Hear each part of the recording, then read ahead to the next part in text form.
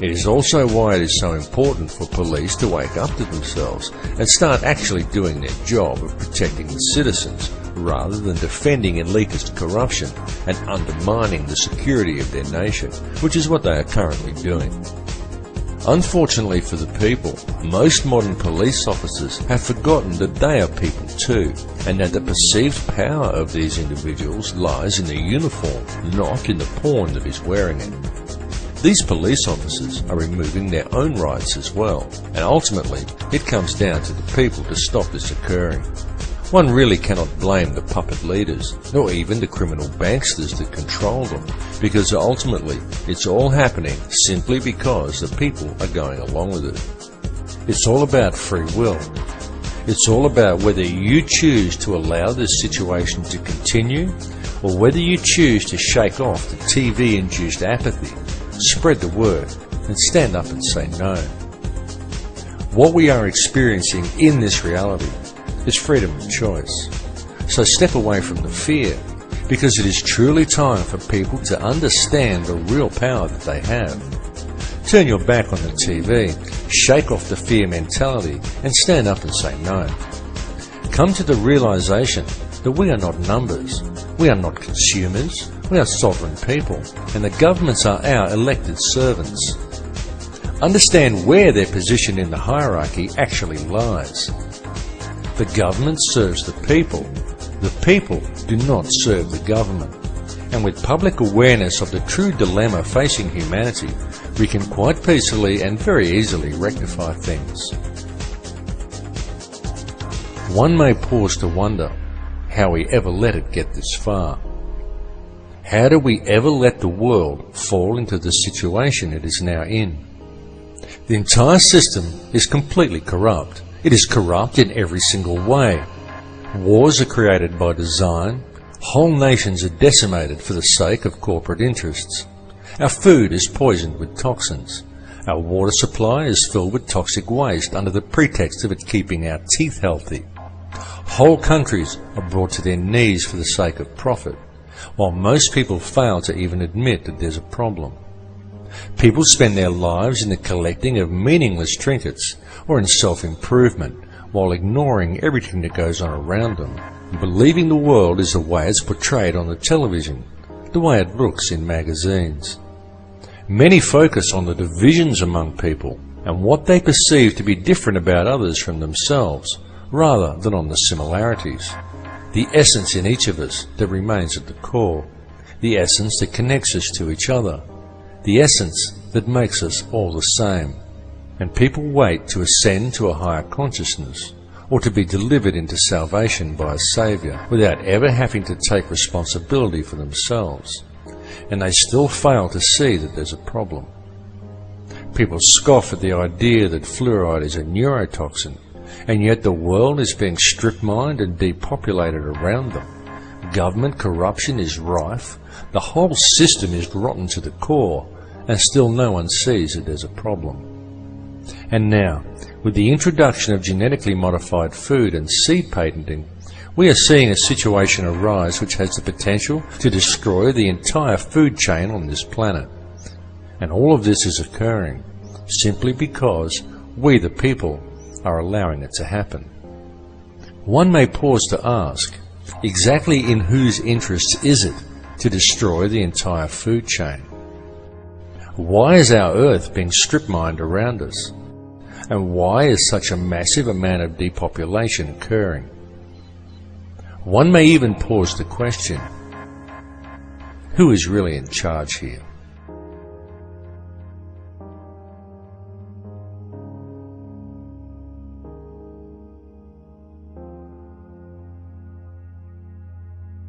There are, of course, those who do not want us to speak. For the first time in human history, for the first time in all of human history, almost all of mankind is politically awake. And these new and old major powers face still yet another novel reality, in some respects unprecedented. And it is that while the lethality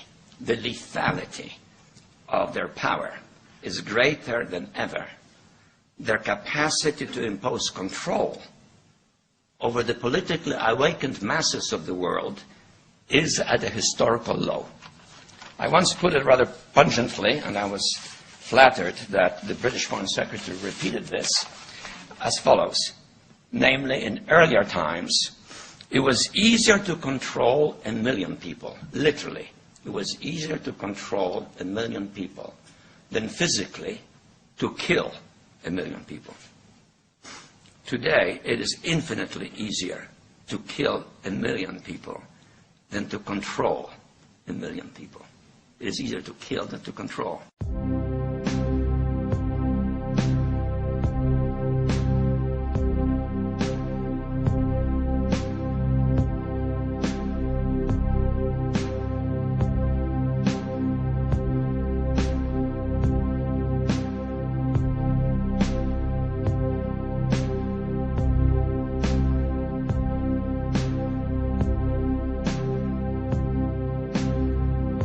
Humanity is indeed facing challenging times.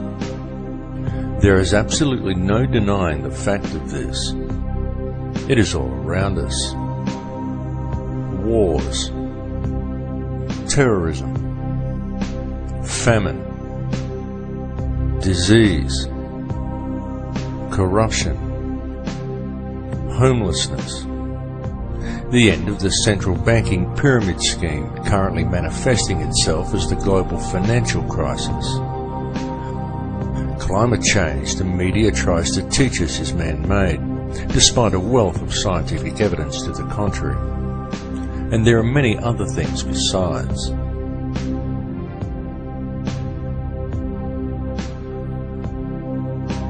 Even in this film, I've mentioned some of the challenges we are facing from the very governments and police forces we have employed to protect us.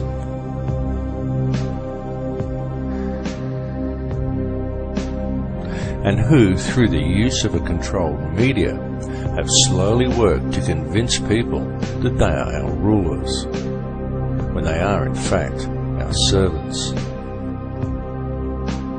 Yet despite all the problems we face, any investigation reveals that all of these issues have a common cause, and that this cause can very easily be addressed. All that is needed to do so is public awareness of the real situation humanity is facing. In fact, when one puts away the fear, stands back and looks deep enough, it can be seen that all of these challenges actually present mankind with a most wonderful opportunity, perhaps the greatest we have ever had offered to us. Indeed, such challenges as those we currently face may even be seen as something of a blessing, for were it not for the challenges, the opportunity we now have would never have presented itself to us. And it truly is being handed to us on a silver platter. What we are being provided with is an opportunity to embrace the power we all have, the choice to step away from the fear and to unite the human family, an opportunity for the human race to understand the connection we have to each other and to embrace a unity of consciousness. Certainly, it is extremely important that we free ourselves from the corporate shackles of this society. It is important that the social and political issues, the fake wars of contrivance, the loss of rights, and the attitude of our corrupt governments and police forces be dealt with. But what is even more important is that they be dealt with in the right way.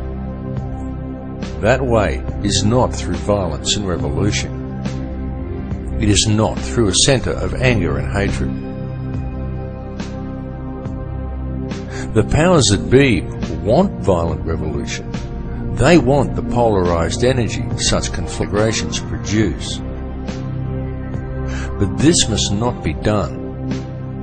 For the most effective way to deal with it all is through a peaceful rebellion of non-compliance to the system, and through adherence to the one law, to connect to the heart and to do the right thing. Many people are waking up to this, and the more people who wake up, the more the field is charged with their energy. And so the field changes and continues to awaken more in turn as they draw new energy into themselves. And so it continues exponentially. The powers that be know this.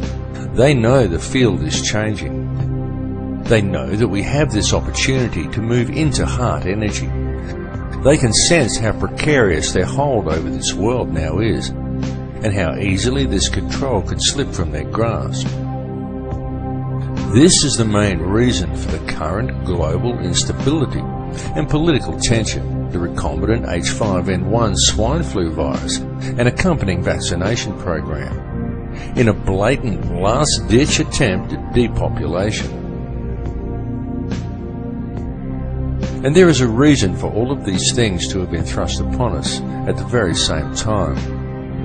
That reason is to manipulate consciousness through the use of polarized energy, by creating an atmosphere of tension, of distrust, of anger, and of fear.